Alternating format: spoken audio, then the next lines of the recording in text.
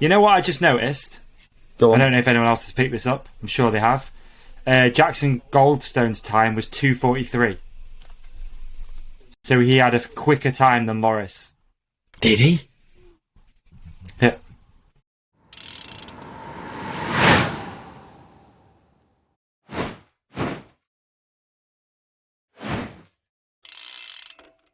Hello and welcome to TRC number 54. I'm joined today, if you're watching you'll see, by sports analyst Davey, who is dressed like a sports analyst today. So Davey, you want to talk to us about why you're dressed like a sports analyst? Yeah, it's not on purpose, dude. The drip today is... I've been hot and sweaty, man. So yeah, you're digging deep. This hat is an original New York Rangers hat from Madison Square Garden. Is it? Oh, that's good. Yeah, it is. So my dad went there. My dad went on a holiday to New York a few years ago, and he asked me what I wanted, and I said at the time I was playing a lot of hockey, so I was like, a New York Rangers hat would be pretty dope, like an official one, you know. And then it sat at the back of my cupboard in my house, at my mum's house actually, for all these years, dude, for probably 8 or 9 years. And so when I went up there and found the retro Supercross tee, I also found the retro New York Rangers hat. Mate, I like it. There's something about sports retro merchandise, sports gear just the best, isn't it? Becoming a vibe to me, to be honest with you. I like it. I think the sports analyst thing's good. Well, I'm out now though. That's it. I've got the tee. I got the hat. Mm-hmm. That's it. You've got no pants on. Have you got socks on though? That's true now? Sports analyst, yeah, because the camera is below. You just Dude, if you could see my legs right now, I don't know if I can stand up. I might drop. What's happened? Have you dropped trout? Alright. I know he does have something on.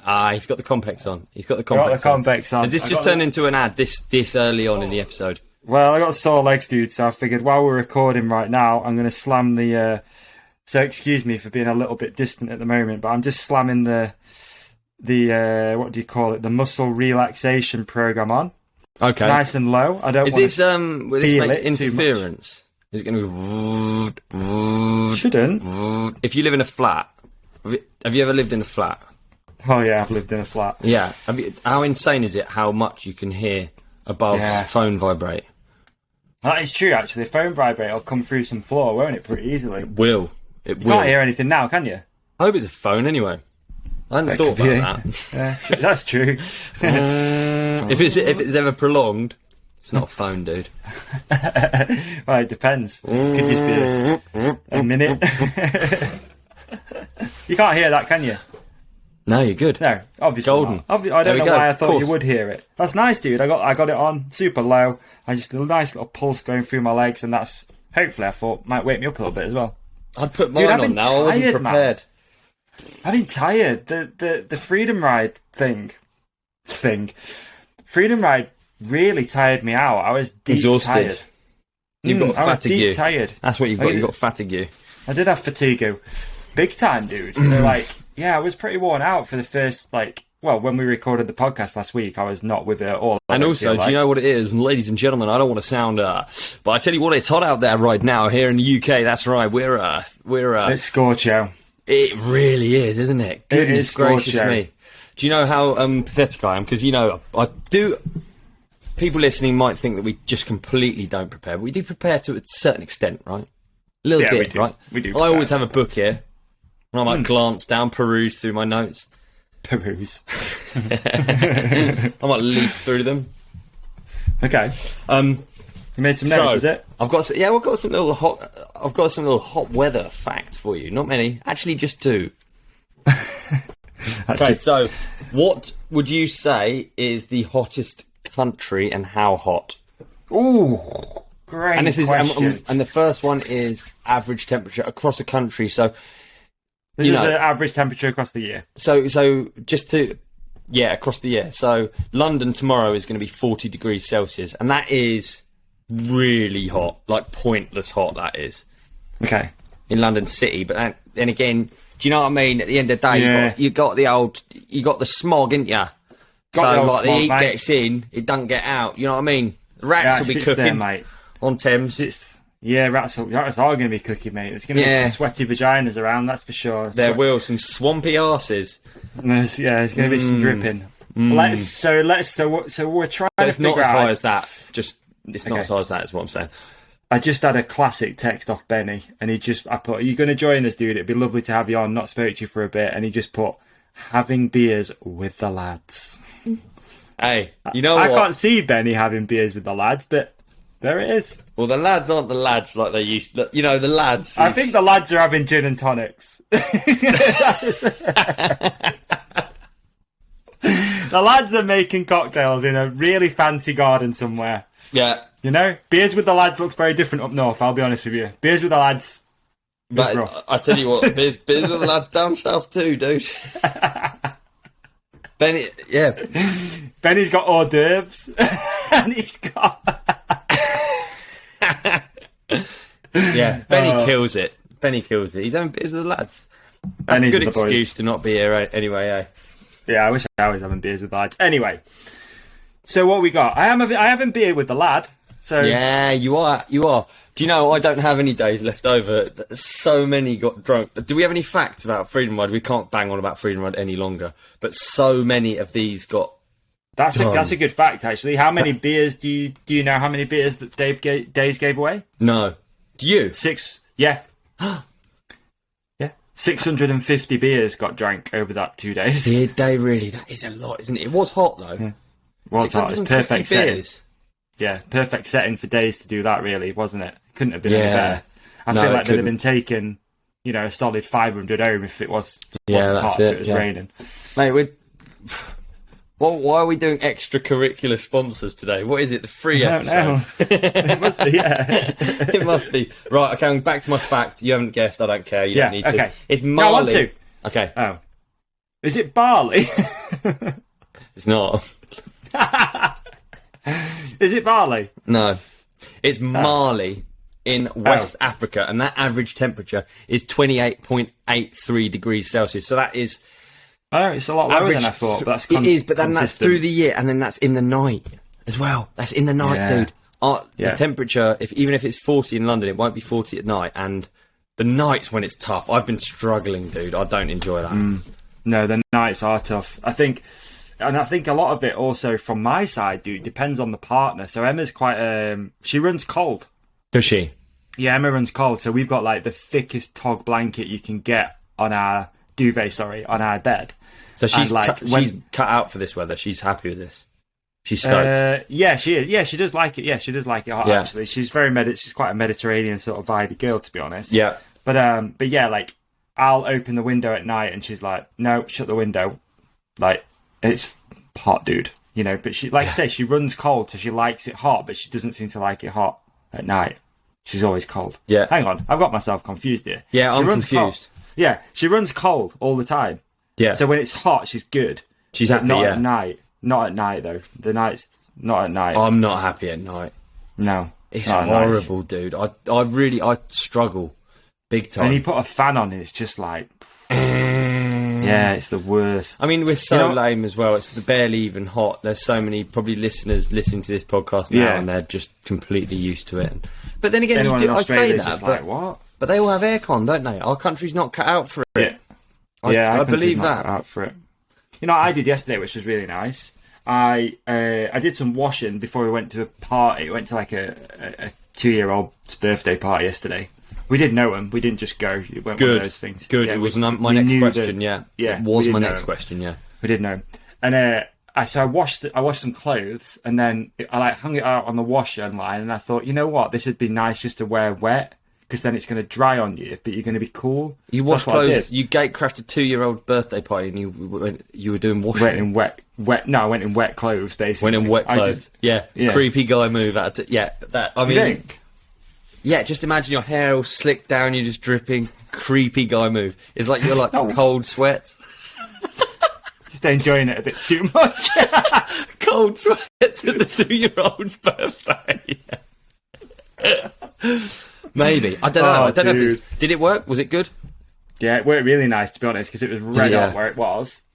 And I was just sat there, and my T-shirt was still a little bit damp, and it just felt... It was nice. It felt Did good. you give some slimy, cold handshakes as well? At the 2-year-old I did hug my auntie. I Did you? hugged my auntie, and she was like, "What is going on?" It's like, it's not sweat, don't worry. It's just purely just come out of the washing machine. It's it a was good nice. idea, really. It makes sense. I just have cold showers, really. I've been having cold showers for a while now.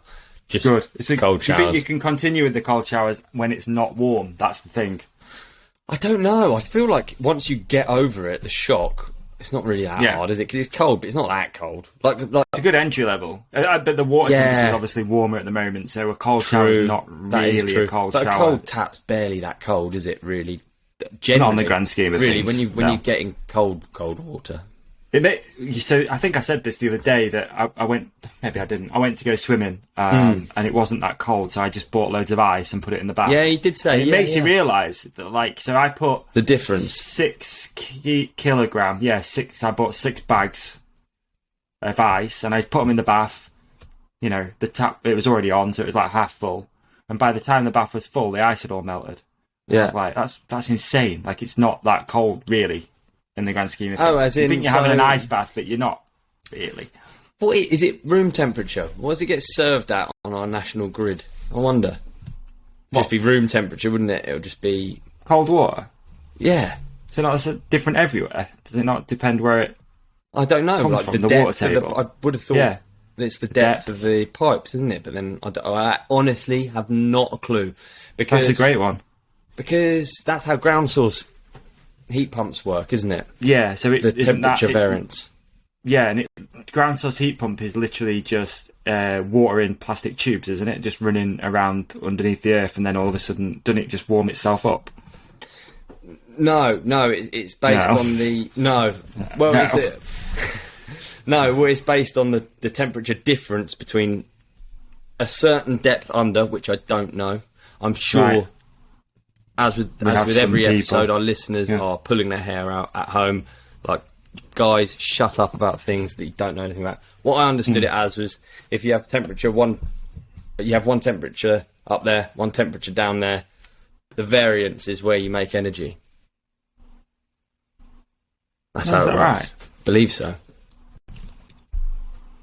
Okay. My friend recently bought a house, and I'm sure he said that he had ground source heating, and it was literally just a series of plastic pipes running along a field that he owns, underneath, obviously, and that somehow makes hot water. Yeah. Yeah. Yeah, but I don't think the ground. I think I'm too. Oh no, I think I'm too stupid. I don't know. I don't know either. It has to pass. The thing is, it goes through a refrigerant, so it's like it's not just. Yeah, I don't know. Okay. Let's Right. leave it. Let's leave ground source heating for another Maybe day. we can that have could a be a nice, lunch and learn. easy one day. overview. It could be a good idea. Hey, I've got another. Please, a weather fact. Okay, another scorching temperature topical fact from Ollie. The next one is: what is the highest average temperature? What place and what is the highest average temperature? Surely it's the same as Marley. No, you've because just said, that was country. Okay. Oh, so what am I? What's the difference? You're right. That's the hottest country. My first fact was the hottest country. So Right. I'm just getting my facts straight. Okay. Okay. So surely this is the same question, isn't it? And then you've asked what the hottest temperature is, but surely it's the same. I don't know what I've done. Okay, it's different. It's different. Okay, so the first one was the hottest country. So that's as in a country. This next one is the hottest place. So it's the the highest average temperature for a place. So a country, it has variance over a whole country, doesn't it? So is Marley a country? Yeah. In Is it? West Africa, yeah. Oh, right, there you go. It must be. I've never heard of it. Have you heard of it before today? It's bordering on Senegal and Burkina Faso. Have you heard of it before today? Off the top of my head. No, I hadn't. I'd never heard of it before today. So I'd never heard of Mali either. Obviously, that's why I thought you said Bali. I mean, there's so many countries within That was Africa. a 28 degree average temperature. That was, and so that includes day and night, and that's over an entire country. So that makes more sense now, doesn't it? Now we're talking about the highest average temperature in a place. For a year. Yeah. Let's say. Don't know. Is it Mali? It's not. It's Dalol. It's Dalol in Ethiopia. And that temperature is 34.4 degrees. It's at an impressive 160 metres below sea level. Wow. That's hot, dude. It has the highest average temperature in the world. I find that so crazy. Highest average temperature in the world. But okay. I'm absolutely baffled now. But wasn't that the first question? What's the average highest temperature in the world? The hottest country in the world. Hottest country. Maybe I mixed them up, sorry. The hottest country in the world is an average of 28.83. But imagine that across the whole country. Yeah. You know, like... I don't actually know what our temperature variance is in the UK. Yeah, I wonder what I can Google that one, mate. Yeah, average you Google UK that temperature. Average... I'll try and spell average first. Average UK temperature. Temperature. Okay. Oh, okay. What would you say it is if you were to have a guesstimation? The variance of temperature in UK or the highest? I'm just going to go with the annual temperatures average. The annual. God, this is confusing, isn't it? Sorry. Have you just googled anal temperature?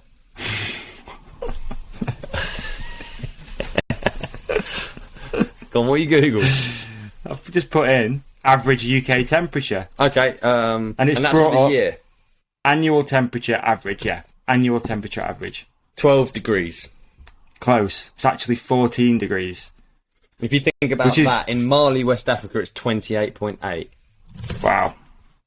Like you said, dude, it's those nights that get you. It's those nights, like not being able to sleep properly. Oh no, that's having twice the window as hot. open. Oh no, that's twice as hot. It's twice as hot, the UK, and on average. Oh my goodness. So we're looking tomorrow. So we're recording this on a Sunday evening because we know that the next 2 days are going to be really hot, and we don't have AC, do we, in the separate studios? Hey, we don't have AC, and it's 40 degrees down here. It's absolutely sweltering. It's going to be fucking hot, mate, over the next couple of days. In Landan. What is it? So yeah, so it's going to be hot for you as well. What, like 20? What is it, like 20? Like 19, 20 degrees? It's hot up here, dude. Yeah. So we're gonna. So the highest temperature ever recorded in Sheffield is 36 degrees. Is it? Might be 36.5. I think it's 36. So we're looking to beat that tomorrow on Monday or Tuesday with a 37 degree high. Bloody hell.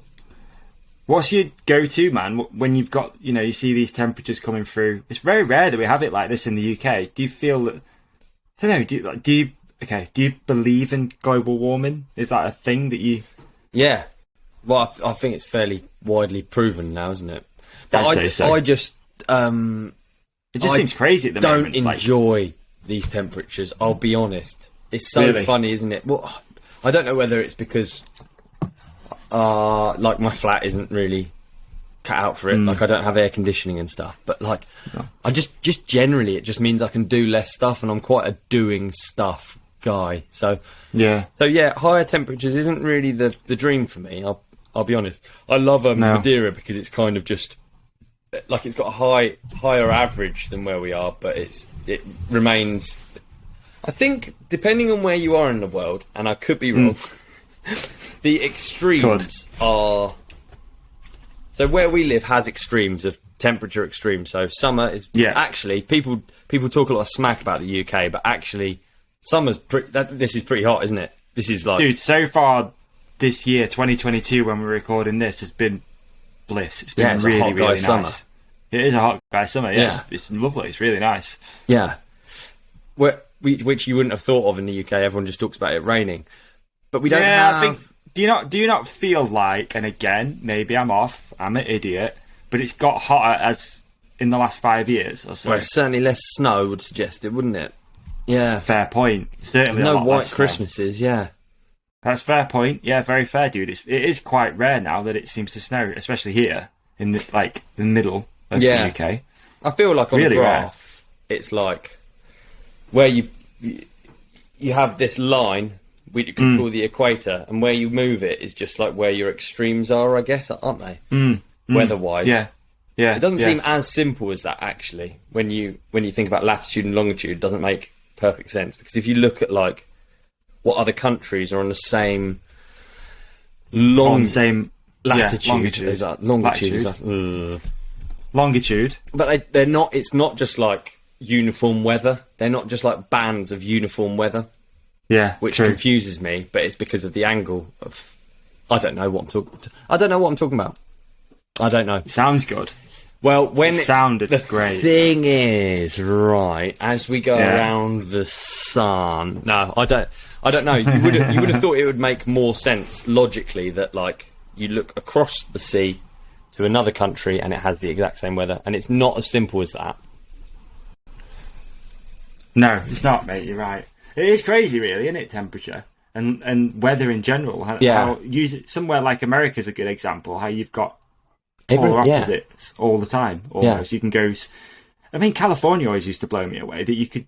I mean, I know the temperature was always pretty good, but you could go snowboarding, surfing, and like dirt biking all in one day. And it's pretty cool that you can just get your driving license and then you can travel that much. Like, I don't know. I do understand why people haven't left the US, because you can experience such a there's so much in you just get your driving license. Imagine getting your driving license when you got your driving license, and instead of like going to like imagine getting it at 16. Where'd you drive to when you got it? Oh, it was so funny. I have a very very very very is the word vivid memory of getting my driving license. My dad got me a Fiat Punto. It was black. N607 GSX was the registration, and I remember I got in it on the drive and I set off driving, and I thought, I don't know where the fuck to go, because I've never driven really anywhere before. So you get driven around, and when you're driven around you don't really pay attention, do you? No. So I just went out for a drive, but I was like, well, where the hell, like, where does this road go? And I remember coming down a lane near my house, my mum's house, and just been like really confused of like, well, I don't know where to go anywhere. And this is before sat-navs too, man, which is crazy. So you'd have to, if you were going on a trip. So I remember, like, I learned to drive, so it was like I was always responsible for driving us to the dirt jumps somewhere, or going on a trip somewhere. And you had to know where stuff was better. Yeah, and the night before you'd print off the AA route map, and then someone would have to read it, and it was crazy, dude. But I do remember that, and just been like a bit.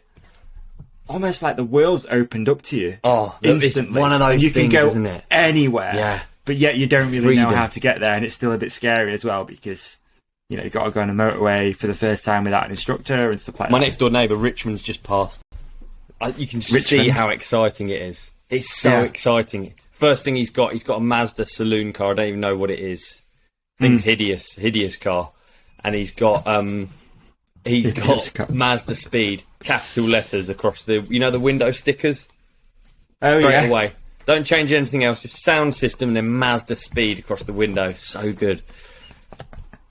That's class. I've got a massive album of photos, because he, just for his Insta, he used to want to like pose with my truck.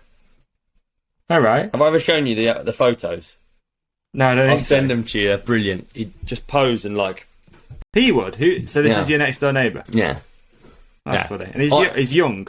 Or... Yeah, I've got old enough to drive, mate. But yeah. But I thought he might have. I think he's 17. No, he's 17. So he's actually just got he's just got his license. Yeah. Would you get in a car with him? Yeah, I'd love to. The offer hasn't been. There's been no offer so far. Okay. I'm a bad passenger. Oh yeah. I'm not a good passenger at all. I'm so used to driving all the time that I'm not a good passenger. I am getting worse.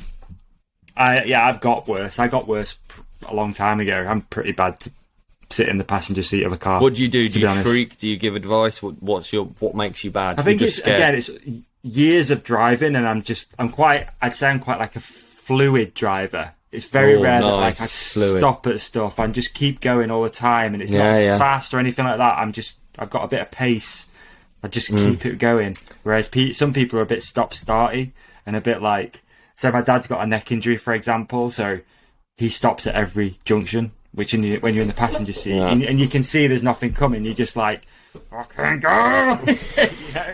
That sort of stuff. But it's all good. I'm all being good. hesitant is terrifying to me. Yeah. Because I'd almost rather you pull out in front of someone as long as you fucking do it with gusto.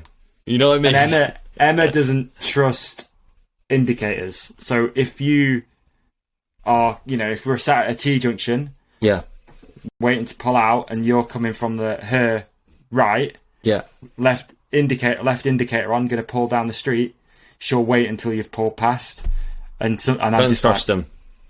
Go, just go, it'll be okay. Just roll go. those dice. Like, nope, I'm not going. It's so bad, and I'm just like, fucking go. Yeah, I don't know. It's all those years of driving though, man, innit? You just get so used to it, and you just a bit more fluid. But yeah, I don't get any form of road rage anymore. I think most people are quite. I don't get road rage, but I do drive around thinking nearly, probably 80% of people shouldn't maybe be driving around. They terrify me how hesitant people are and how bad they are at looking, and you just watch. And all of this said, I don't think I'm good myself, but I know what's going on around me. Yeah. Oh man. I found it so funny. There's such Fuck. What's worse than a guy that's incapable of reversing or something to a girl? If I was a girl, that's tough. That is really tough. And you know what? Something I thought of today as well, which I thought was the most unfuckable trait. I've worked it out. One of the most unfuckable traits in a guy. There was a guy out today, and he's scared of dogs. And I just thought that's bad. That's an offence. That's sackable, right?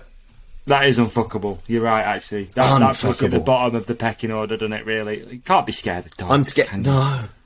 Oh, no, I'm scared of dogs. Are you, dude? Oh, yeah. God bless. Oh, well.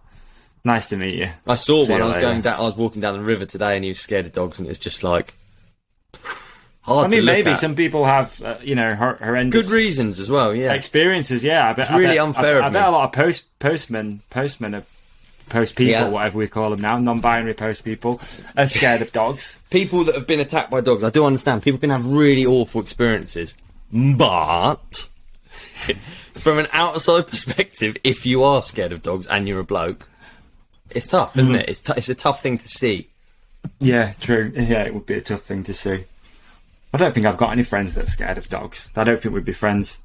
They do like that. The hands always go up. And when hands go up, the dog wants to see what's going on more. I wonder what that is. Why do people do that? It must be like face away. It must be it's a shield thing. You put a shield. I don't know. There'll be something. I think I have a back.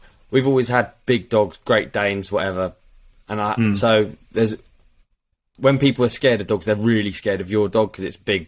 It's just even we have the same more with Jay. Yeah, I mean, of course, obviously Great Danes are bigger, but Jay's he's a pretty big dog. Thing, isn't it? Yeah. So when people are scared, they're really scared, aren't they? Yeah, they're like, oh my god, he's going to jump up. And if he jumps up, true, he is 6 foot tall. Yeah. But it's fine. He's not going to attack you. But obviously, I know that because he's my dog. But they don't know that. He could be... We used to have to muzzle him when we first got him. Did you? Why? Awful, dude. Oh, because he plays like that. He plays like... he does. He growls and he bites. Yeah. But before, when we first got him, he was a rescue and he came out of a pound and he was just really nervous around all other dogs and he would try and bite basically. He took a chunk out of a golden retriever while I was out walking with him, and I just played ignorant. I was like, oh god, keep walking. Yeah. What, he had the ear, he had like an ear in his mouth. There's all this hair coming up. I was like, oh fucking hell, just keep going. Just keep walking. Oh, no. I'm not paying that bill. Yeah. Jay's a bruiser, yeah. Bad. Yeah, but over time, you just have to, it's like with any dog that's been probably abused and stuff. He's a rescue, he's probably a fair hunting dog.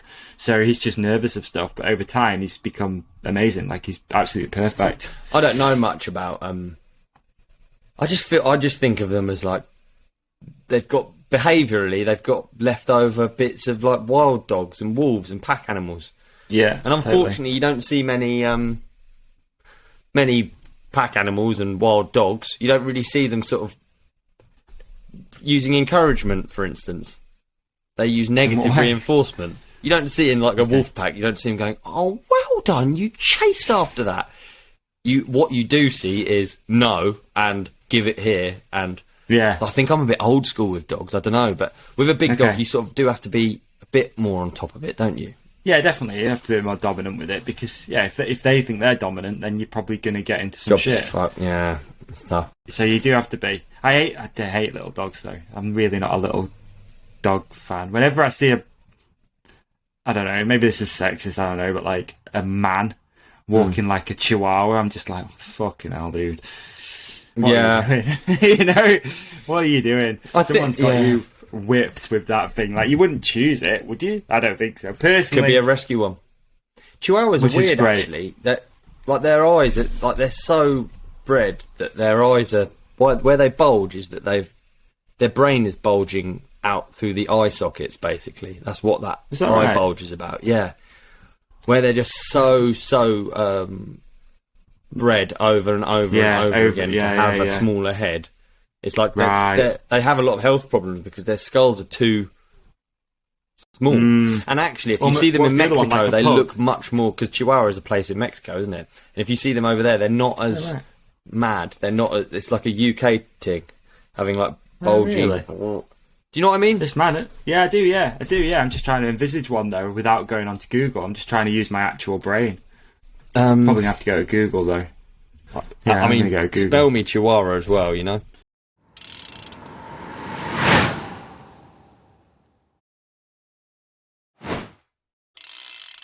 Stands.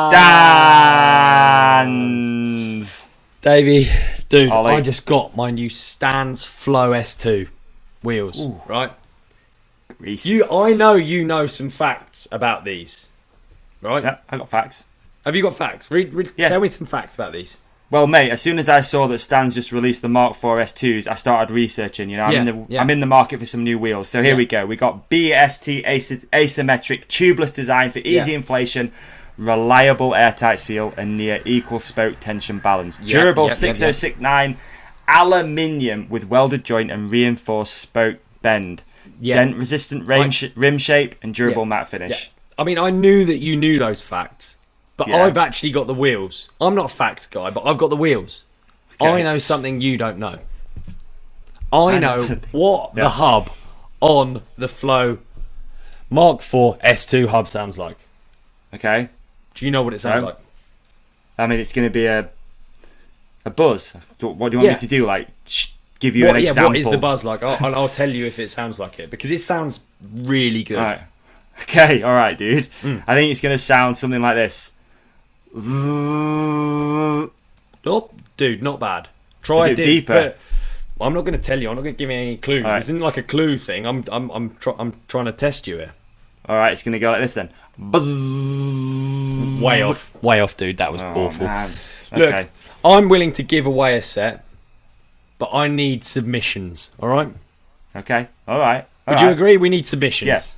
Okay. So how about if we get people then to send in their best, most accurate buzz. Yeah. And then we'll choose someone with the best buzz to win a set of Stans S2 wheels for their bike. We're going to make sure that they're exact. We're not going to send you some 26-inch back of the warehouse stuff. We're going to get the perfect set of wheels for your bike. That's a hell of a prize, dude. That is a hell of a prize. That's a hell of a prize, and it's a hell of a set of wheels. Yeah, alright, okay, so here we go, folks. T's and C's. There is a phone number in the show description if you're listening on any audio platform or on YouTube. Simply WhatsApp a voice note saying your name, Instagram handle if you want, and then your best buzz. You're then going to get a text message back, share that on social media, and you're in the running to win a set of Stans S2 Mark IV wheels for your bike. Dude, you can't just give out your phone number like that, can you? Yeah, no, nothing silly, folks. Just buzzers. Thank you very much. Good luck. Do you know what that phone number is? I think we need to put that phone number out there. It's +44 07849 860 510. How much does that make this seem like a radio show? I'm going to say it again. +44 07849 860 510. Send in your best buzzes for a chance to win the Stands Flow Mark IV S2. Thanks, Stans. Thanks, Stans.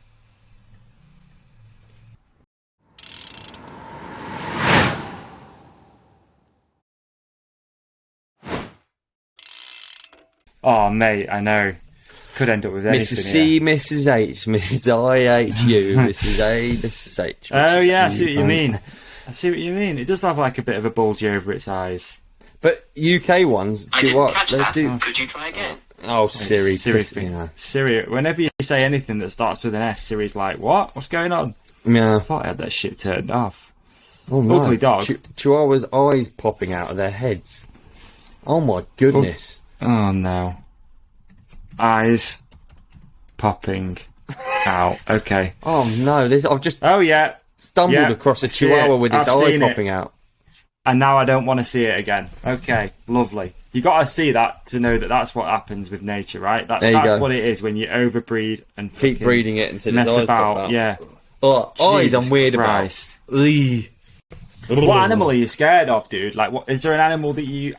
And I'd love to hear from people in the comments. What animal are you actually physically scared of? Because I'm traditional. Spiders. Are you scared of them? Yeah. Yeah, I don't like them at all. Other than that, I think I'm good. Bats, maybe. I don't like bats, but probably a bat's quite cute. It's like stereotypical, isn't it? Like, I'm scared of spiders, scared of snakes. Are you actually scared of them, though? That's the thing. I don't really know. I think because you sort of told that you are. Yeah. I was like everyone at school was like, that's a scary animal, isn't it? It's spider, snake. You know, spiders you and don't snakes, really ever. And whenever I've been near a spider or a snake, I have been a bit scared. We had a huntsman that lived in our car in Australia. Yeah. And that thing was, I know they're not dangerous, but it was terrifying. Worth being scared of some spiders in Australia, though, isn't it? I mean, Australia in general is sort of fairly terrifying when it comes to. Yeah, scared of everything. There's nothing to be scared of in the UK. It's just. No. It's like the foam pit. It's like the foam pit of the animal kingdom in the UK. It's like, you know what I mean? It's not even resi. It's just foam pit. But you don't have to worry. You don't have to worry. It's true. Go outside, lie down. The gnarliest thing here is a tick. Yeah. Yeah, it's true, isn't it? Yeah. A tick will fuck you up. Yeah. And it's tiny. I don't like the idea of a deer kicking me to death through a windscreen. I wouldn't say I'm scared of deer. Yeah, though. True. No, you're not scared of deer, but the implications of hitting a deer are probably quite scary. I don't know.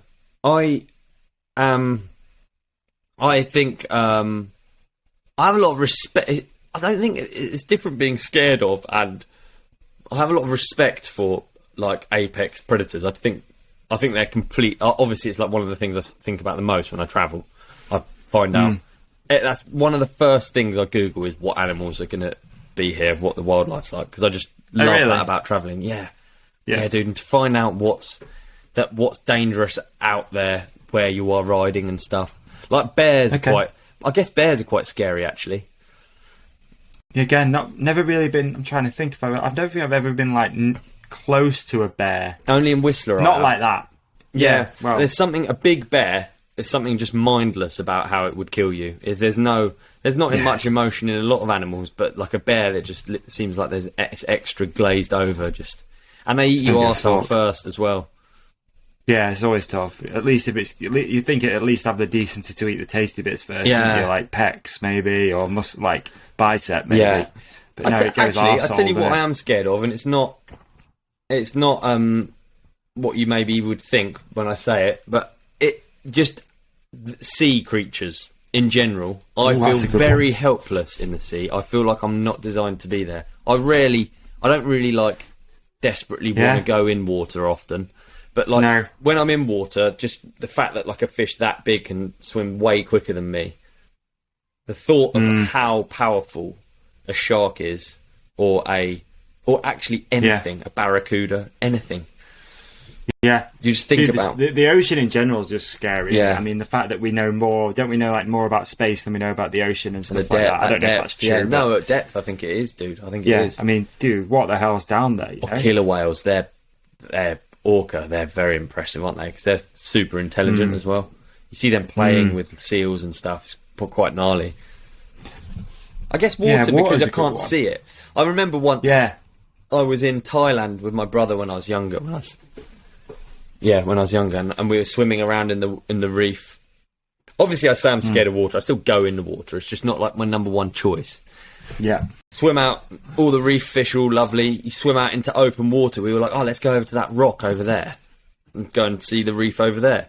You swim out into open water and it's like it drops away from you. And again, I'm not scared of heights, but then when the water drops away and you can see shadows moving down, and they're bigger than what you can see in the reef. The reef's like nursery. Dude, it is. Down it's a there, breeding ground. No joke. I don't know what those shadows were. They're probably bloody vegetarian fish, but I don't care. Yeah. I'm not interested in meeting them. They're bigger than me. They swim literally 100 times faster than me. We when I was in Australia, my cousin had a jet ski. He came to stay with us. Put the jet ski in the water. We go in the ocean, cruising around, literally jumping waves, doing this, doing that, fucking about. I was on the back of it, which is a weird place to be with anyone, but yeah, I was on the back of the jet ski. Yeah. And dude, we saw a fucking shark fin, and that was it. I was like, done. Right, should we pop it in? Should we pop it in then? Yeah, that's it. I'm done. Innit? No more trying to throw me off the back of the jet ski. None of that shit. I'm done. We talked about probability on this, didn't we? You know, like people talk about probability, like, oh, sharks, yeah. The probability of getting attacked by a shark is like blah, blah, blah, blah, blah. Yeah, until you're in the water with a shark. And then you don't think about probability. Well, the probability does go up quite considerably then. True. It's like the same as being hit by lightning. When you're riding over them on a jet ski. Yeah. Yeah, exactly. Probably get a bit pissed off. It is like it is like the lightning conversation. The probability is very low. Until you're in the lightning storm, and then it goes up quite sharpish on the graph. So you're playing golf on a golf course in a lightning storm. So, I think they're fucking amazing, though, when you watch them. They're just, like, geared for one thing, aren't they? Like, you look at a race car, it's just geared that, like, they're just made to suck in more air, pump more fuel, stick to the ground. You look at a shark, it's exactly like that. It's just it's meant to cut through the water, fat teeth on the front, fucking manoeuvrable, powerful, big. Oh, amazing things, really. So I would cool, like to see one up close, but I don't think I've ever had the opportunity, and I wouldn't like to see one. What animal would you have? have? For sure. Oh, if I could have any animal. Yeah. Ooh, good question. If you could have any animal, what animal would I have? Yeah, as a pet. You know, like your Mike Tyson, Rich. Obviously, he had Tiger. What would you have? Yeah, this is as sloth. You're living in whatever space you need to be living in to have this animal as well. Yeah, you know, have a sloth. Okay, sloth. I mean, you can have one in your house currently, as it stands. Yeah. I'd have a sloth. I think someone told me they stink. Oh. Apparently they stink, yeah. Do they, yeah? Smelly sloth, is Let's find out. Do sloths stink? That's a good Google. I don't know, a sloth would be alright. Like, it's different, innit? It's kind of unique. It could just hang out with you. I bet it'd love cuddles. You could just sit there cuddling your little sloth. You could just hang out on the sofa all day. They don't stink. That's so unfair. That's just a rumour that's been going round. Dude, how dare you? That's just a rumour that's going round. And of course, sloths, they can't fight back, can't they? Because everyone gets bored by the time they get to it. They're like, oh, yeah.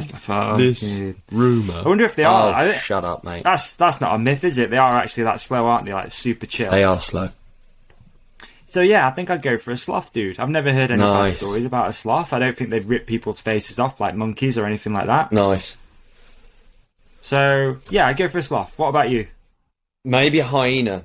Because I'm bored of the big aggressive. Dog. Yeah, I'm bored of the big dog thing. I'm bored of people being scared of big dogs. I'm just going to give them something to actually be scared of. And I'm going to have a rusty chain, I'm going to have a hyena, and it's going to do a high-pitched laugh, and then it's going to eat faces off people. Eat faces, alright. That's so horrible. There's something so gnarly about a hyena for me. That is like... Yeah. You know, like you have... kind of in The Lion King, you have like the good animals and then the bad animals. And the bad animals are like the Scarface, the lion with one eye. We're kind of... Yeah. We're almost... It's funny that, isn't it? Oh, hyenas, dude. They're on the bad animal list, aren't they? Vultures, another bad animal. Actually, lovely I just animals. googled it, hyenas, and dude, one's come up, and you should see the dick on it. It's unbelievable, the dick on a hyena. There was a It's cool. massive. How do you spell hyena? It's very easy, actually. Hyena. If you just put in hyenas, then one of the first Google images is just this one with its dong out, and it's fucking So, massive. have you seen the? There's a really cool book. In Lagos, there are debt collectors. Who use hyenas, and it is Really? Yeah, let me find it. Dude, this might be a girl with a dick. What the hell? This is weird. Okay. The whole debt collection thing is a myth. Man, how many myths am I going to come up with? But mate, are we Mythbusters or what this week? we're hyena mythbusters. They're used. They're actually just like a circus act, but still they walk around with hyenas on chains, and it's a strong look, you know. Yeah, dude. Right. So while there are several other species, including elephants, where females have pseudo-penises, those of spotted hyenas are a true feat in mimicry, nearly indistinguishable from the male penis in both length and girth. Hey, It's not just a slight masculinization, says biologist Karen Bondar. We're seeing the entire reproductive system being dominated. What the hell? So can you start again? mental. I've sort of gone from looking at hyena debt collectors and then you just going So into it great looks detail like- about hyena dicks. What's happened? Yeah, sorry. How a pseudo-penis packing hyena smashes the patriarchy's assumptions. Right. So I've just ended up on this really random. I'll send you the link in the chat just so you can see the same thing. I'd like Alright. that. Yeah, because I've got, you know, it I feel a bit it's lost tough, in a innit? minute. Because It's on rocks. because you're talking, I'm trying to figure out why this female hyena's got a dick. Yeah. And I'm just getting really confused. Okay, there we go. So, yeah. Right. Like many young women, I grew up aspiring to fit into a patriarchal world.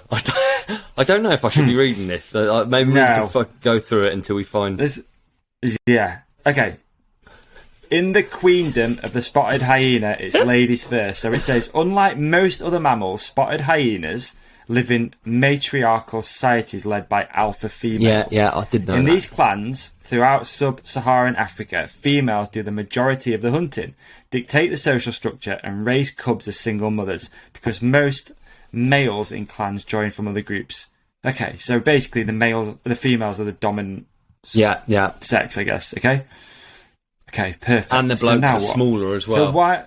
So why has it got a dick? That's what I don't understand. Why has it got a dick? If they're lucky enough to blossom into adolescence, the vast majority of male hyenas leave their childhood clan. They wander the savannah alone until they assimilate into a new group at the bottom of the hierarchy of males. So males are way down on this. Yeah. Their sisters, on the other hand, almost always stay with the clan they're born into, inheriting their mother's ranks and in the complex social ladder. It's amazing to watch that in animals, isn't it? Like how they... Yeah, it is. I mean, it's quite horrible, really. Yes, do you follow Nature is Metal on Instagram? A little bit. I don't go on it that often, dude, because pretty gnarly, sometimes isn't sometimes I just don't want to see it. I'll be honest. Right. Sometimes I just like, nah, not interested. I just like living my life. Yeah. Sorry, I'm just getting the complex back going again. So Sorry. researchers believe hyenas' intelligence and social sophistication so may nice. even be comparable to that of primates. Hyena packs more closely resemble groups of monkeys than that of other predators. The hyenas are the only known non-primate species to pass status from mother to daughter. Very interesting. So, Okay. now this moves on to... If you scroll right down, where you see there's like an Instagram post and it says it's male, female, male. Yeah, there we go. See that? But there's Okay, one so- aspect of the spotted hyena matriarchy that appears alarmingly misogynistic at first glance. Look between a lady hyena's back legs, with her permission, of course, and you'll Obviously. find a thick phallic structure, complete with full scrotum and testes. This is the suede. The can you say it? Pseudo-penis. Pseudo-penis, thank you. A structure so convincing that, for years, researchers wondered if spotted hyenas were hermaphrodites. Yeah, and there's a load of pictures. So that is a fake penis. Fake penis. I mean, what's the point? If no one respects the blokes in hyena land, Why are they going? Why are they getting their fake? Yeah, why are they getting a fake penis? And it's not just a slight masculisation. We're seeing the entire reproductive system being dominated. The internal plumbing remains the same, however, which means that females must urinate through the penis, and they must have sex through it. They must even give birth through it. Through the penis? Yeah, and it remains flaccid during these acts. Wow, hyenas are going through changes, man. Mate. Hyenas are going through changes. Since 2020, no apparently. idea. No. Isn't it mad that this is just going on in the world? Things are changing, dude. Hyenas are changing. We have no idea. Right now, hyenas have got flaccid dicks. I don't think that's the case. I'm trying to find... I feel like this needs more. Are we just reading off a... Yeah. It is Vox. It's real. Yeah, it is Update, Vox. June It is 27th. real, yeah. The story has been updated to clarify that there are some differences between hyena populations when it comes to clans. Siblicide? No. Dude, that is... what a bizarre thing. I just can't see the evolutionary reason for it, can you? No, not at all. I was hoping in there it's going to tell you, but... You would have thought. I think that's like the one that thing it should explain. There we go. Do a teaser, but we'll be like EastEnders and be like, on next week's show, Yeah. we're going to tell you why female hyenas have a pseudo-penis. There you go. Join us next week, folks, for more interesting facts about hyenas. Right. I think it's time to move on. I think so. What else is going on in your world, dude? The World Cup. Nice. We Ask we me if I had a watched mountain it. bike. Did you watch it? I watched the last 10 of the men. Oh, that's all right. I'll be You don't honest. have to watch Yesterday was busy, everything, dude. yeah. I was cruising around in wet t-shirts. Have you, however, seen Pierron's crash? Because Pierron came down late. Pierron crashed on finals day, I believe, in practice. And it wasn't just a small crash either. Where do I see Amaury Pierron's neck-breaking crash? Do you know? Oh, I hope it wasn't. Let me find it. It was awful. It's a really gnarly crash. Amaury's a tough one to spell, isn't it? Amaury Pierron. Yeah, I saw it on Instagram, actually. Crash. Anyway, I mean, he crashed unbelievably hard and then raced... I mean, he hit a tree... hit a tree on his torso. I can't imagine how winded he was. I'll try and find it on Insta, shall I? Yeah, maybe has Amaury posted it? I think Pink Bike have. Maybe I saw it there. Oh, Amaury's posted it. Holy shit! Yeah, dude. Talk about stopping dead. Mate, I My know, right? word. So, Holy. to our listeners or people that haven't seen it, you can check it out on... put this in? Yeah, you can check it out on Amaury's Instagram. But that is a big over the bars. And just... I don't know whether it's the pan, but he just stops dead on a tree on his Absolutely. torso. I can only imagine how winded he is. Dude, what a crash. Holy shit. I mean, is that the same section? I'm trying to think where that was. Was that that's not the little jump, is it, that some people were doing and some weren't? No, that was then cool, into the isn't trees, it? There was a where- few things about the World Cup that were quite exciting, weren't there? And that was mega cool, that was. I think there were some good summary videos of everyone, the gap. Yeah. I seen Eddie nearly had a massive one down there. Eddie's moment was rad. He knocked his tooth out, right? Yeah. That's such an Holy exciting shit. race run, yeah. To be honest, like I said, we were really busy on Saturday. Yeah. And then today's just been one of those days I've not managed to catch up. And to be fair, normally we record this on a Monday, and I would find time to sit and watch the race. So apologies for that. I do feel bad coming to the table. I've not watched the actual race about the thing that we often talk about. Well, I don't want to spoil it for you, but you know approximately what's happened, right? Yeah, I watched the last 10 anyway. So these are the things that these are the things that stood out for me. So obviously Loris won, and I thought, when I was watching, I thought, wow, what a feat to pull off. I don't know for me if qualifying in first would be good. I think it would hinder my chances at winning. So to qualify first and then win the race, especially if you're this far in through the season without a win. I believe he hasn't had a win so far this year. Bergier. No, you're right. I agree with that. Yeah. I thought, wow, what a move. That was really cool to see. That is a beast, yeah. The next thing, Gwinny is back. Gwin looked fucking amazing. That was an exciting race run. He was right on the edge. He was right on the edge. How come it's just clicked? Do you think sometimes it's like whole, you're having bad qualies, average race runs, and you just need that one little, because usually now you start seeing the snowball effect, right? Yeah, you do. He's got it. It's like the maybe seal's it's in his broken. brain again. Yeah. It's like the seal's broken. Actually, I am still Aaron Gwin. I am still ridiculously talented and fast on a bike. So it's going to be interesting to see if is there one next week? I can't remember. No, week I after. can't one next week. I don't know. Yeah, maybe week after. Yeah, I don't know either. I think you are quite right. I think like as soon as but the same then goes for Loris. It's like he's got a win now. It's amazing how much of a mind game all of it is. To be fair, it's the same for Loic, who finished second because he's been out with an injury. So he's like, right, he knows where he's at now. So the season. This is when the season starts getting a bit more. Yeah, it starts getting exciting, right? So I think psychologically, for me, I'd be useless if I made one mistake in my race run. I'd find it really hard to focus, especially a big time-consuming mistake. I'd find it really hard to focus and to not be like bummed. And often you do see that is the case with people. Like, even if they don't realise it, that can be subconscious. But you can fuck up a turn, and then you'll see people make multiple mistakes after making one mistake. It's not like because you're in your own head, aren't you? Yeah, and you're riding tight, and you're doing shit. Override stuff, so trying to make that time back. That's something that I know. Doing limited races that I've done, it's like if you fuck up one corner, let's say in your brain you go, right, I've lost 2 seconds. Okay, how can I make 2 seconds back up? Like, how can I? And then you fuck it up. Not dab the brake going into that corner, then you fuck the next one up, and then it's like this.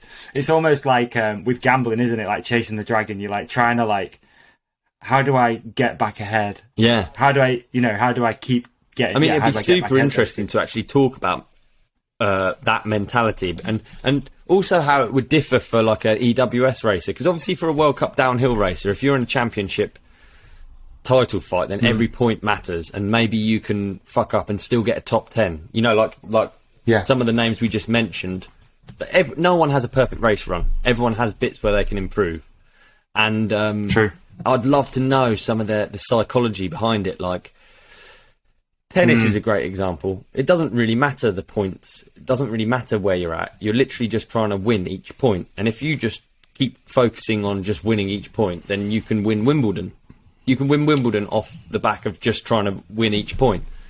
And then if you think about downhill racing, you can treat each corner as a separate corner. It doesn't matter about the last one. Yeah. Just try and go fastest through every corner. Exactly that. Try and gap everything. Every straight. I've always thought, right, this is like, again, something that I've thought about over the years. It's like, if you take that track that just happened, for example, let's just use me and you, for example. Right, we're going to go to that track a week. You got a whole week to dissect that thing down. And I reckon you could probably ride a couple of sections at some sort of speed, which is close, right? If you rode them enough. Is that accurate to say? Yeah. You feel like, okay, but could you physically string that whole thing together throughout a whole, you know what I mean? Because I feel like, maybe those corners at the top, which were quite open and sweeping, you could probably ride them somewhat similar, but then I always think that it's like, how long would you need to put that race run together? But dude, would it even be possible for someone else? Yeah, I think like someone would have to hide the fact they're timing me. Like, it's that is the bit. That's what makes me a shit racer. Is as soon as it comes down to it, it matters.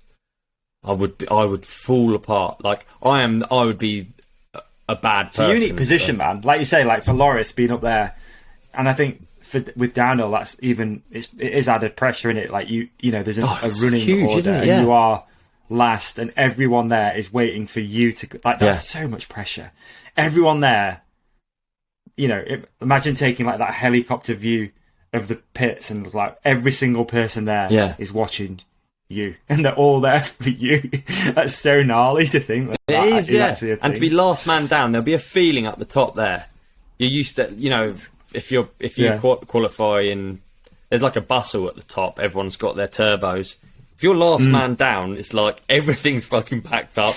Everyone's back down the hill. It's ghostly up there. You'd just be... Yeah, it's true. But I don't know. It'd be interesting to talk to someone about it, wouldn't it? Yeah, I mean, maybe that I'm a shit racer because I'm thinking about these things. Maybe these things are literally not even thought about. But I don't know, dude. I think that takes really quite some mental strength to quali first and finish first is like quite a gangster. I don't know how much that's happened this year, actually. I can't think.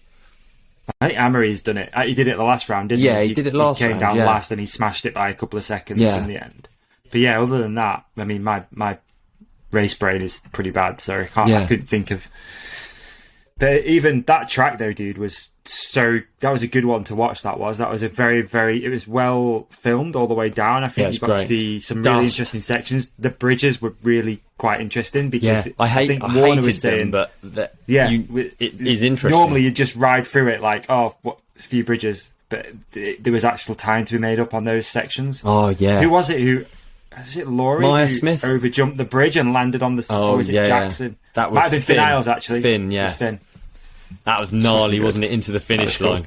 Yeah, it was super sick. sick. No, it was actually... I really enjoyed it, actually, as a World Cup. And the heat wave in the UK almost made it better because I sat inside and I didn't even feel guilty for not being out riding. Just watched the whole thing. Mate, sat there with your coffee, just chilling. Oh, nice. It was good. And then, so, I don't know... It'd be really good to have more stats because they used to do a really good summary on Pink Bike. They had some stats guy, didn't they?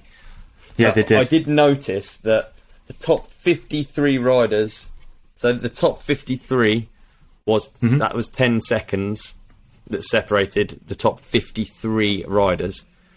Oh yeah, you're right. Yeah, and then looking at it, you're right. BK, big up BK. Yeah. He came 14th on the day. Really good results, BK. Nice to see him do a good quali as well. Yeah, right? yeah. And he was first rider outside of the 5 second mark. So, how crazy is that, right? So, if you just what does that mean? What do you mean? It means that there were, to get 14th place, this is how over the length of that track. What is the length of that track, actually, out of interest, before we carry on, before we just... 2:44. 2:44, okay, so over 2 minutes and 44 seconds, the difference between 14th place and the win is this. 1, 2, 3, 4, 5. Think about how little that is. Holy shit, yeah. You know what I mean? That is insane, That's isn't Formula it? 1 shit again. We're on Formula 1 shit. It's sharp at the top. Yeah, the sharp end is sharp. Sharp end's sharp, for sure. Gnarly.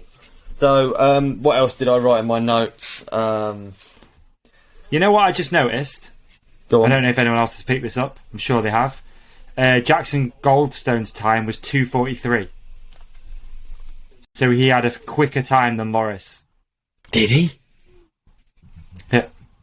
Did he actually? Jackson Goldstone 2:43.42, and then you've got Loris Vergier 2:44.5. Has anyone mentioned that on anything? That seems insane. Yeah, isn't it? Wow. So I guess you've got track. I mean, I'm just Jordan Williams. Oh yeah, Jordan Williams was up there, second in the junior men. Sorry, mate, just to interrupt. They're coming, aren't they? 2:45. So he came down similar second time, place, low at Bruni. That's insane. Holy shit. Dude. Jackson did as well. Oh my goodness. Quickest time of the day. Mate, I'm sure there's things that go into that. A lot more people after him, to come down to make the track more gnarly, but still. Wow. That is true, perhaps, but still, that is terrifying. The juniors are coming. Valley got her first win, which is cool as well, isn't it? Yeah, I think saw that. Did see that. I think when we're talking about pressure, I think every rider has big expectations, but like Valley's kind of everyone's expecting big wins, so it's good to have her up there. I think I'm a big fan actually. Sure. You watch her through the top section; she's got killer style, hasn't she? So Valley was first, Nina Hoffman second, and Cami in third. Yep, decent. I think that is all of my. World Cup highlights. I think we are open with the fact that we don't know every single rider and everything about them. And it still happens to me where I'm watching the race, and even I can't remember who it was. I'm trying to find the name now. I think it was Luke Meyer-Smith. He was already in the hot seat, so it wasn't him. I'm sorry. Just give me a sec. He had an unbelievable he did. last section. You know who it was? Rubber. It might have been Max Hartenstern. No, I know. You can't keep up with all of them. And no, but he came. I was watching. I was like, "Fuck his style." I'm sure it was him. Was in like so smooth, just buttery. Yeah, almost gliding through the course. And then I thought, I've never heard of that guy. No, like, am I a bad place. race fan? I just never heard of that guy before. But obviously everyone knows, like, you know, your top hitters, don't they? Your Lorises, your Luricks, your Greggs, Gwin. But then there is this. Man, there's new ones coming movement of these young ones coming through that obviously I don't keep my eye on it that much. So you can think, fuck, who's this person? Like, where's he come from? He's sick. That was another one. Have I never seen him before? That was another one in my notes. Is Andreas Kolb. I think it's really cool to see. Actually, just for the Athertons, I thought it was rad to have. Andreas there doing so well, and obviously Charlie Hatton's killing it, and like it's really cool to have that for them whilst G's banged up, and just in general that it's just like a team that's working really well. Yeah. Even whilst speaking of teams working really well, just a quick shout out for Oliver Zoir, who finished 8th. So he's on the Union team, which is Joe Bowman's team that he runs. Oh, cool. Runs it really well. He's got I saw the Instagram post earlier saying not for profit, just for people, which I thought was just a really nice thing to say. But yeah, you know, he runs that thing pretty much self-funded, I believe. Oh, that's very cool. Various sponsors and stuff, Santa Cruz and whatnot. So sick to see Oliver sliding into the top 10. I'm not sure he's had many top 10s. So it's sick to see that, dude. I mean, if you're looking at that as like a breeding ground for getting these guys, a factory ride or whatever further down the line, then they're doing a fantastic job of nurturing talent and getting these guys exposure. So just a shout out to Joe. Good shout out. Sick. So super sick to see that. Rad. So yeah, great World Cup. Thoroughly enjoyed it. Was a good one. Like I said, I'm looking forward to watching it. I will have watched it by the time this comes out, and hopefully, I'll be sat there going, "Fuck, I wish I talked about that." But yeah, can't watch them all. Can't watch them all. You can't watch them all. Can't watch them all, dude. I've got watching again, and I've got watching and listening. Ooh.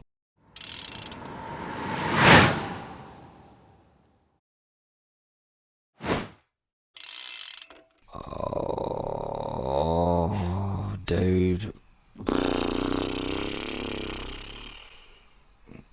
Sound like I feel, mate. Oh, I'm in a lot of pain. Let me go through it. My calves hurt, right? My quads hurt. I'll be honest, my bum hurts. My bum hurts, my back hurts, my back muscles, my shoulders hurt, my chest hurts, kind of parts of my neck hurt. I've been riding too much, dude. It's freedom ride. I've been doing a lot of laps. I've been doing a lot of riding. I just don't know how to get rid of these terrible pains. Dude, I'm in the exact same boat. It's been a long weekend, dude. Yeah, I drove all the way down, all the way back. It's been long, sticky. My shoulders hurt, my back and my neck, everything, mate. And honestly, I was driving home back up to the north yesterday. Just couldn't wait to get home and pick up my Compex Fix 2.0 massage gun, because I knew that this was going to solve all of those problems, mate. And honestly, I dare say you should be doing the same now, to be honest with you. You should probably go and grab that thing and have a little session. I had a session with it last night. Yeah, dude, straight away. I had it on. Setting 4 is my favourite setting. I love setting 4. Yeah, not too hard, not too soft. Get in there to all the niggles. Let me tell you a little bit about it, dude. Ergonomic design and rotating head helps reach the toughest of areas. Oh, yeah, so it just snaps. Oh, yeah. Yeah. Speed adjuster dial. You just turn it on like that with that little button. Lights up. There's your speed adjuster. Okay, I like the sound as well. That's what setting 4 looks like if you want a visual representation. Hey, you're putting that right by the mic, but that's actually not too loud, is it? No, mate, it's actually really quiet. I believe quiet motor operation. It's less than 660 decibels, mate. It can't be. It's got a... Yeah, honestly, it's less than 60 decibels. You can use this. Oh, there you go. That's how the battery comes out. Look, removable, rechargeable, lithium polymer battery provides up to 90 minutes of massage. Let me tell you, 90 minutes of massage has been just good enough for me to start feeling a little bit more human and be able to do this podcast today. Right, there you go. So, right, okay, dude. I need one. You've established that. How do I get one? And obviously, it's going to be what? Is it going to be like £4,000, or is it going to? You know what I mean? It's going to be expensive if it makes you feel that. Yeah. You think it would be, dude? You think it would be that much? But anyway, £5,000. It's a little bit less, and I'm going to give you a discount code too to make it even cheaper. So, just all you got to do, man, pop up one of your web browsers, head to compex.com, compex.com. Okay, is that enter the code, dude. .com. COMPEX. And that's it. Have a browse through, mate. Have a browse some of the stuff that they've got. They've got all sorts of recovery equipment, mate, from guns to massage guns. They've got the muscle stimulators. They've got medicine balls, all sorts of stuff on there, man. It's not just this gun. Once you've found some stuff that you like, punch in the Ride Companion. Right? What is it? Is it the Ride Companion, and is that all in capitals? Yeah, leave the caps lock on for that one, mate. Caps lock on. It's going to get you some deals. And you say that gets me 20% off on compex.com. Yeah. COMPEX. That is a whopping... That is a massive discount, actually, folks. This stuff it's really good. So, and as you know, we only talk about what we like. So, The Ride Companion, compex.com, is going to get you 20% off everything on the store. Unfortunately, it is only available to UK customers, but... it is what it is. We're looking to change that. We're looking to change that soon. We're looking to change it now. Yeah. Thank you, Compex. Thank you for keeping the ball rolling, because without that today, I'd have been sat here like a stiff board. So thank you. You'd be sat here like I am. Oh. Thanks, Compex. Compex.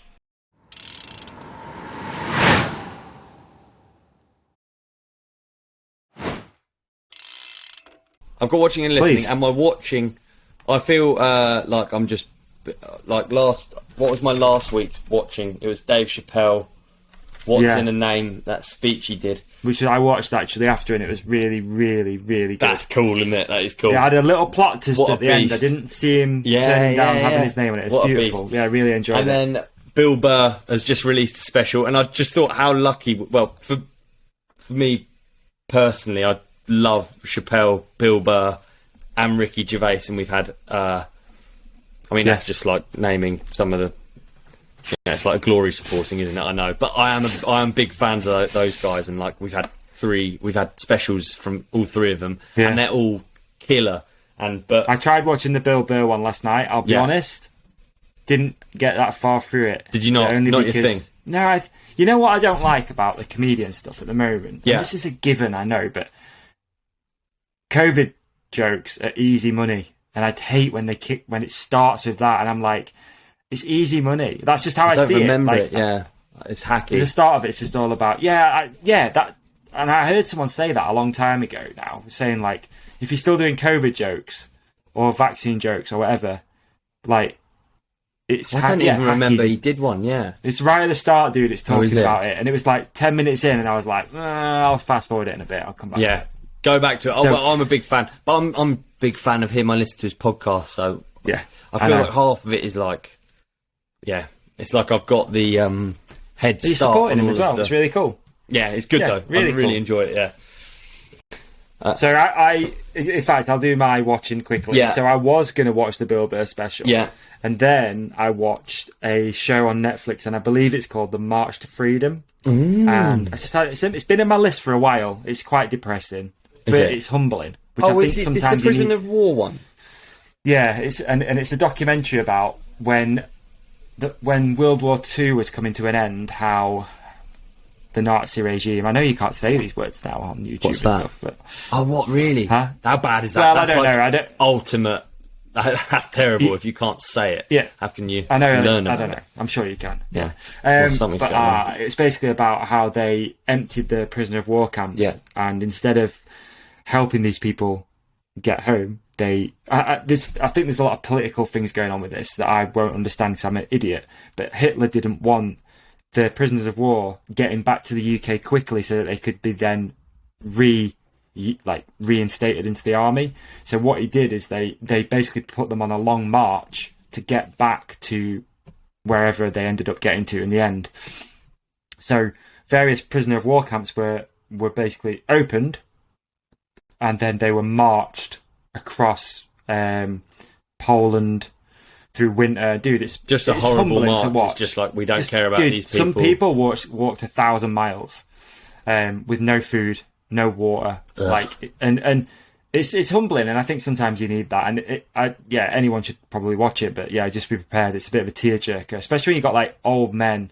This was like a 2011 documentary, so they were probably in the 80s and stuff, talking about how they were breaking into barns so that they could sleep with pigs, like literally in shit, just because they wanted to warm up. How they didn't have boots on their feet, and like, dude, these are human beings. You know what I mean? You can see people talking about it. It makes it so much more real because we've never experienced anything like that, and it's quite, it's a bit of a tearjerker to see these people talking about how they were literally fighting over a piece of beetroot, like one piece of beetroot to eat in a day. I think that's a great crazy watching, and I think watching those things is, I do think it's super important, and it's.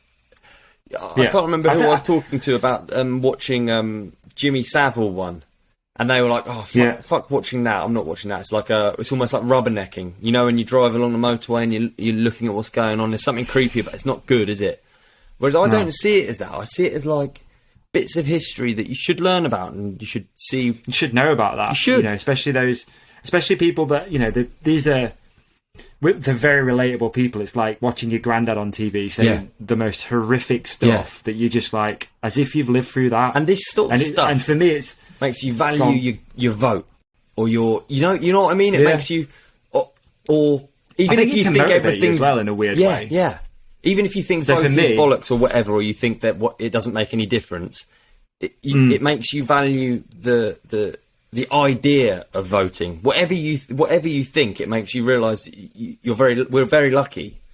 I think it's really useful to look at all of those things. I think it's bad things. For me, it's motivating. It's like, this might sound silly, but like I went for a run this afternoon in the heat, and like you get tired and you start, your brain's like, okay, this is shit. And then you think, people walked 1,000 miles with no food, and I'm here complaining that I'm hot. Like, get the fuck on with it. Yeah, I just use it as fuel. Like, honestly, I do. I think it's something to think about while you're out there. I'm fairly. I think that one of my favourite books is about that. I'll be honest. I think it's a different march. I got it somewhere up there. It's called the Bataan Death March. There's an amazing podcast Jocko Willink did about it. Yeah, about the Bataan Death March, where they just march these people just ruthlessly, no sleep, just fucking keep marching, going. It's interesting. Yeesh. Anyway, sorry to interrupt you. No, I just think it's it's good to have these moments where you realise how lucky you are. I think it's one of the best things you can do is realise how lucky you are, because it helps you as well. Yeah, exactly. Yeah. Check yourself before you wreck yourself. Yeah. Right. What's you listening, dude? What we got? What you been listening to? My listening's Liquidator by Harry J. All Stars. Ooh, Liquidator, Harry J. All Stars. You'll know that song. It's not very. You'll know it for sure. Can I play it? It's maybe. Oh, dude. It's actually, because I'm on it today, it's already in the Ride Companion playlist. That's right. Oh, I have heard this before, yeah. Alright, that's enough. We get a copyright strike. It'd be cool if we were allowed to have music, wouldn't it? Dude, it would. There's actually, right, this is something I was going to talk to you about. We're not allowed to use it yet, but there's a new app been launched in America, and it's called the AMP app. AMP. And not another app. What does it do? Dude, it's so sick. So Joey Diaz has been using it, the comedian. And basically it allows you to set up your own, like, almost like you're doing a slot on a radio station. So you broadcast the tunes that you want to play, and the music library apparently is insane. Like, it's massive, super deep. So you can schedule a show, but then you can also interject and talk. And I was like, wouldn't it be sick to have one of those going and recording a podcast at some point? It'd be the best, because that would, yeah. You can talk to people, you'd be like, I'm playing this because blah, blah, blah, blah. You give some context. This was my Death Grip soundtrack. And then, boom, you play that tune. Well, what I hope is that Apple and Spotify and YouTube and all of the other platforms that we broadcast on, hopefully they just buy that AMP app And it just means that we can, like the same as Reels, where you can put songs in. That'd be really cool. That'd be good. Yeah, it would. It's called. I'll send you a link to it. I've registered for it already as like an early adopter, but it's not in the UK yet. Basically, host live radio shows. Yeah, that's it. So you can host your own radio show. I like it. Big fan of that. I've just pressed download app and it seems to be doing something, but I'm going to put that down. It could be. So my listening is, dude, this is a banger. It is. Oh, fucking hell. You're right, dude. Yeah, I've just added the whole Harry J All-Stars album instead of that one track, so it just really confused me. So my listening is The Moi on Your Cheek, and it's The Grouch and an Atmosphere collab. Nice. So any song that starts off, I think the opening line is, everybody loves a motherfucking taco. There you go. And Davey's in. And I was like, I'm in. He's in. I'm in. I love this song. I love this. This is my song. This is my funeral song. Right, I'll sort the playlist out later. That's for. We got some listener questions, haven't we? We got some, haven't we? Some listener questions. Great minds think alike. Great minds think alike. Then we're going to get out of here. 'Cause it's warm in here, mate. To be honest, just a quick one. Yeah. Stem caps are now available. They just went live. You've posted about them. I can't get a reel to post. It keeps coming up saying that it goes against Instagram's fair usage policy or something, and they're protecting people from seeing something's going on Instagram at the minute, man.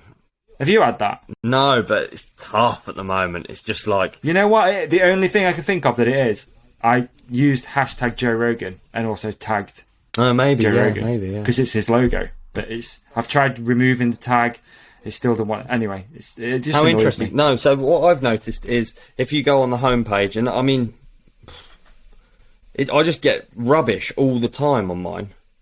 So if you go on the homepage and you scroll down, Instagram up the top, click on following, and then it actually has the people that you want to follow, not just like all these weird... What do you mean following? On that bit there?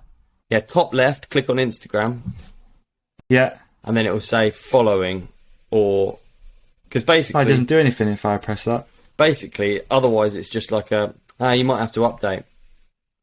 Oh yeah, I might have to update. Basically, okay. So mine at the minute is probably the issue. No, you're probably better off for it. But my like home feed will just be rubbish. It's just endless rubbish, like all stuff that I don't follow. Just it's like a mix of just different things that it thinks I might like.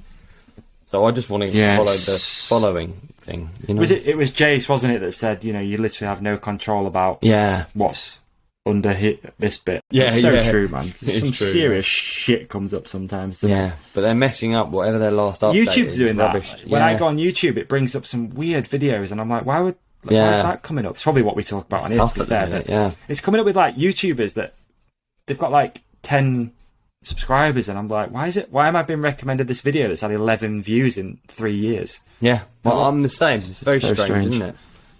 They've worked something out. It's creepy. Big shout out to Jono real quick, eh? He's oh yeah, yes. Jono's on the tube. Jono's on tube, and he's fantastic. Jono's on the tube. Big fan of Jono. Let's get Jono on. Talk to him about injuries. We need a guest actually. Let's get a guest on next week. We do need a guest. Yeah, let's get Jono on. Get him hype up his. He'll do it, won't he? He's YouTube. Got nothing else going on. Yeah, exactly. So. Yeah, we'll get Jono on. Brilliant. Okay, regular guest. Let's have him on. Let's do it. Let's see what's in this listener question thing, shall we? Let's. Boots and cats and Listener question. That was alright, man. I'm impressed. Oh, the bloody compet's just finished, mate. Gutted for you, dude. Oh, it's so good. I'm already turning it back on. Okay. This is a good one. Stuart.Abel. Oh, we should have looked who was winning the fantasy. Oh, we should have. Have you got that? I've logged out. I can do it now. I've actually already got it. So it was round 6, Ben999. Well done, Ben999. Well done, Reach Ben, out. dude. We'll get you a prize in the post. Yeah. If it's a signed jersey, it's going to be tough. It's going to be a while. It's going to be a hot minute. All right. First question, Stuart Abel 9. Madonna, Cher, Celine Dion. Snog, marry, avoid. Madonna, Cher, Celine Dion. Mm. This is a great question, actually. Madonna, I find her so embarrassing. So embarrassing. I need a Madonna. refresher of what they're looking like at the moment as well, because if it's a marriage... There's a bad part of me that enjoys watching Madonna fall over on stage. Cher, there's something amiss about Cher. And then Celine Dion, French-Canadian, beautiful. Isn't she? Yeah. Yeah. This question's for you, Davey. Go on, dude. Why can't you do it? Okay, snog, marry, avoid. Marry. Oh, Celine Dion doesn't look as good as what I thought she did today. Celine Dion's got that haircut, hasn't she? Oh. What's up with you? Oh. Cher. Okay. Celine Dion. Celine Dion. How? What's up with her? Why? What's happened? She doesn't look good. She doesn't look well. And I mean, it's not all about, mate, it's not about just looks, it's about dude. what's inside. And I'm sure she's a fantastic person. Yeah. So I'm going to choose to avoid all of them on this occasion. Are you? I'm going to have to be Madonna. I just find her so embarrassing and so, like... Avoid. Hollywood. I'm going to avoid altogether Madonna. And then between Cher and... I mean, Cher's had so much surgery that she might still look quite a good nick, so... Well... but then it doesn't make the question any easier. Which one do you think's got the most net worth? Because you know that they're going to go before you. So how much money you ended up with after the Yeah, we just need a line-up of ages, really, in that case, don't we? Madonna's 100% got the most net worth. I'll marry Madonna now. I'm going to switch it up. I'm going to avoid Cher. I'm going to avoid Celine Dion because you said she's looking bad. She's looking tough. I'm going to snog Cher and I'm going to marry Madonna and I'm going to fleece her for all she's worth. Nice. I'm going to write a book as well. Make even more money. Yeah. Living with Madonna. Yeah. No, it'd be like a prayer or something, you know, something. That's creepy. It'd have to be, wouldn't it?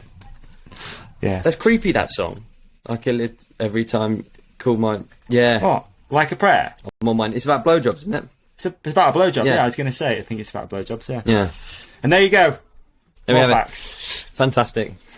Speaking of blowjobs, we've got Nicholas Hope, number 3. Why does the Syndicate team have things in their noses whilst warming up? Are they eucalyptus? They have the... Albus in it? Albus oil. Yeah, albus oil, and then you have the sticky things here and they can pull it out.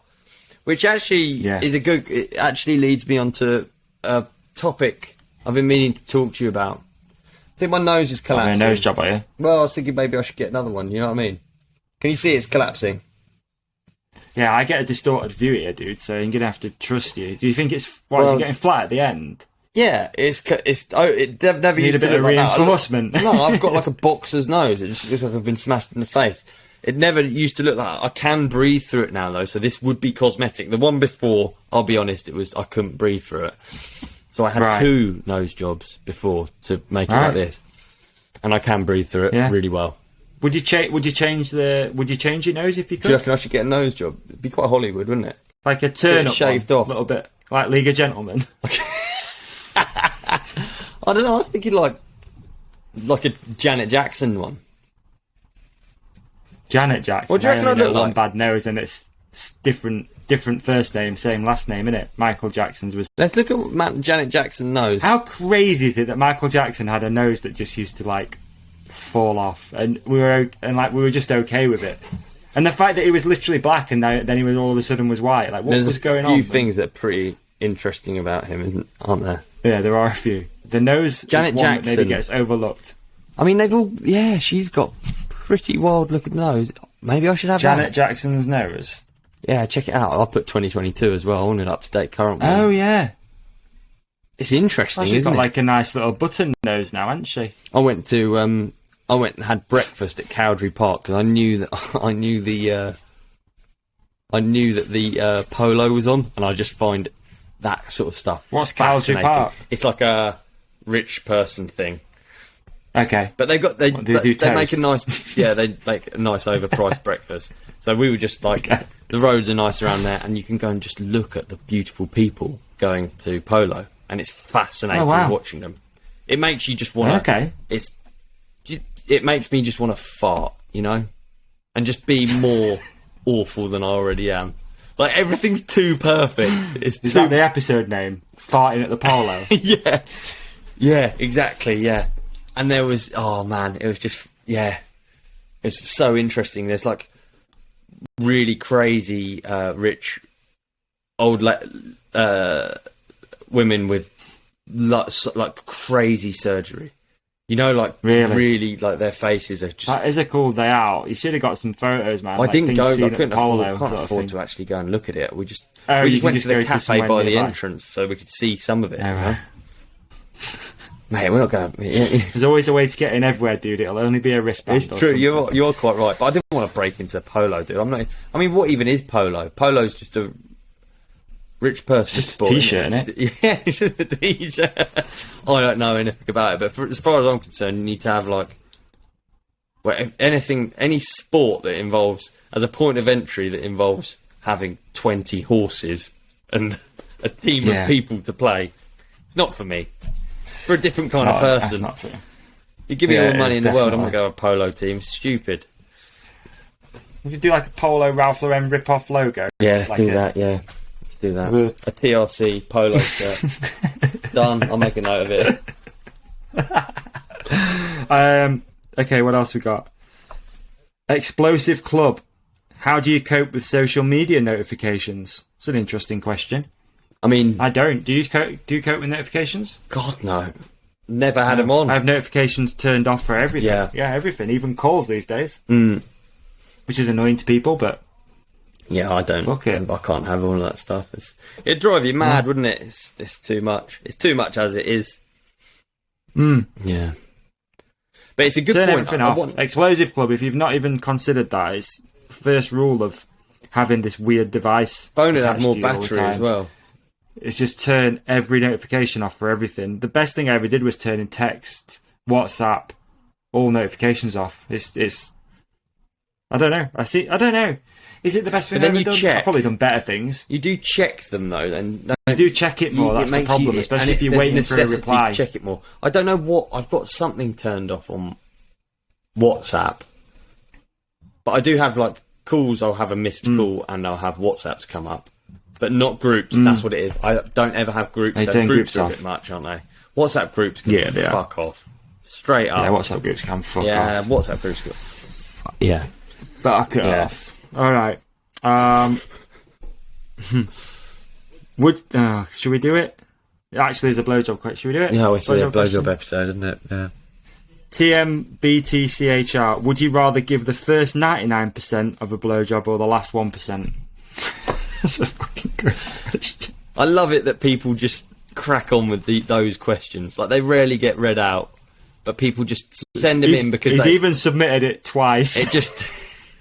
it's obviously made him snigger, and he's just... Yeah, he just submitted it. Should we do it? I'm not doing it. I don't really have much of a gag reflex, just for an edit in there. I can actually deep throat a banana, so I'd like to see. No, I wouldn't like to see. Go on then. No, I'm not going there. Go on then. Let's see you. What? Nah, you don't have to do it. I'm not interested in it. No. If you watch my last vlog, I did it in that. Next question. Okay, great one. Matt McGuinness. I've fallen out with riding for some reason. Any tips / experiences to getting it back? That's a great question. That is a really good question. So if you've fallen out with riding, here's a clip. If you've fallen out with riding, Ollie, what can you do to get back that love for biking again? I think that's a shame. I'm sorry to hear it because it's really nice to have. One of the best things you can have is like a sport that just helps you through. You know what I mean? I don't know what I'd do without having a thing that just helps me through. But fear not, I think time off, absence can make the heart grow fonder. And hopefully take a step away and chill for a bit and don't force it upon yourself. And then maybe focus on it in a different way. I don't know what you do in riding, but I personally try and keep it as broad as possible. You know, like today I don't think I even left the ground. I went for a cross-country ride with Rue. And that's how I keep... Nice. That's how I stay in love with riding, is that I do so many different types of riding that it's impossible for me to ever get over it. What would you say? What would you say is good advice? Yeah, I mean, I went through this. I fell out with riding, mainly through business and just been stressed out all the time. Yeah. And it was literally, dude, you've just said it. It was just taking some time off and not forcing the issue, really. Yeah. I just chilled. I didn't really overthink it. If I didn't want to ride, I just didn't ride. That ended up happening for about 3 years, and I didn't even really stress about it. There was a little bit of stress about it, especially working in the bike industry. You kind of expected to ride, but I'd just be like, I'm not riding at the moment. So yeah, I'd say just chill, like become a fan of the sport. Yeah. For a bit, see what happens. Like just watch races. Maybe just go hang out at your local bike shop for a bit, chat to those guys. Just be part of it. Just be in it. I love the idea of him just going in there, just fucking hating riding. Just in the bike shop, just resenting. Maybe don't do that. No, but it brings up a good point that it's not one dimensional. It doesn't have to be anyway. Like there's things. Yeah, true. For me, there's things about riding that I really like that are like not typically cool or anything. Like it's just like going for a walk in the woods for me. A cross country ride is largely that. Yeah. And then also there's elements that are like testing yourself in terms of physical fitness. I enjoy that aspect. That's completely separate to anything I do at the trails. I couldn't care less about heart rate and this and that. I like the feeling of exertion is exciting, and I don't do that in the dirt jumps. Dirt jumps are a separate thing. That's like bike skill. So already that's like 3 things I've already said from 3 different disciplines that are like. I wonder if for this guy as well, maybe there's an opportunity there to just try a totally new aspect of biking. Yeah. Maybe you have fallen out with going for enduro trail rides and just getting beasted every weekend by your mates. Like grab a dirt jump bike. Yeah. It's summer, go hit some pump tracks for a few months and just enjoy it for what it is. Yeah, absolutely. Yeah. Like I enjoy a road ride, just covering distance. It doesn't have to be with other people. Oh, that's another thing. If I do think about that, like riding's definitely, as I get older, there's fewer people about for a ride. Like I go for a lot of rides on my own, and it didn't used to be the case. It always used to be that something was going on, especially living in a scene that's a bit of a bubble, like where I live. I wonder if that's worth switching up. It's probably something that we have overlooked is like go out with the lads and just enjoy it again, just for what it is. Yeah, just go out and hang out with your mates. Like that's what I enjoy about it at the moment. It's like going out for a ride. It's more of a social than a ride. You're not going out to try and one up each other or do anything silly. You're just catching up and enjoying being outside. So many different things there, Matt, and I'd love for you to keep us up to date with your process, dude. And if you're local to me, hit me up. I'm happy to go out for a bike ride with you. Likewise. Not that it'll make you like biking more. You probably hate it more, to be honest. After we get back, you'd probably be like, "What a fucking idiot!" But we could try. I'd definitely have that effect as well on him. I think. Probably don't send him to me, even if he's like a couple of doors down. He'd probably hate it even more if he went out with me. And they're talking about fucking birds and then pedalling really hard up hills. It's just a nightmare, isn't it? Oh, let's gap this. Just shut up, Ollie. I hate biking. You're making it worse. Yeah, this is putting the nail in the coffin for me. Exactly. The straw. I can imagine him getting home, walking in his house from the missus into the missus and just going like, fucking hate this. Get it on eBay. Fuck this. Where's my disc golf equipment? I'm back out. Alright, we got a couple more, dude. Well, we got loads more, but anyway. Jack Wellesley, what inspires you to create content? That's a great question. Again, people are, we had the blowjob one, and then we've got a few actual nuggets of good ones in here. These are really good questions. We often do. What inspires the both of you to create content? That's what it says. Jack Wellesley, great question. What inspires? Interesting. Honestly, I find it very difficult. I do find it really, really hard. What to create content? At times, and especially like we're in a bit of a drought at the minute. Well, actually, no. Well, when it depends what. It depends what. When it comes to like making my own YouTube content, I don't necessarily feel the need to share with the world everything I do the whole time. And at times, social media feels a little bit like that, especially if you have to do it for job. It feels a little bit like that. But I really enjoy doing the podcast, and every week I look forward to talking to you and talking with our listeners. I kind of feel that way with the podcast. So I don't know what inspires me. I think the idea that you're inspiring people to mountain bike, and I like the fact that it's like a shared passion. I think that's really cool about it. Sorry, I cut you off. That's a good one. Yeah. No, not at all. Like, you've basically again said what I was going to say. I think it's the inspiration for me now has become. There's, I guess, a few sides of it. There's like content for the business, which is one thing, and then you've got content for the sake of making content, which is this sort of content. Yeah. And similar to you, dude. I mean, it becomes a bit addictive, really, when you start getting nice messages off people and that you're creating a community. Yeah. And that's a rare type of content, though. Like, it's not Absolutely. like Instagram content where you're just putting it out there for the sake of it, in a way. Like, there's a community formed behind this. Yeah. So the inspiration is to keep building that community and seeing what it turns into. So yeah, for me, that's basically what inspires it. Oh, dude, definitely. 90% of the stuff that I post, I really don't want to be doing. If I'm honest, if I'm brutally honest, I don't really do much personal stuff.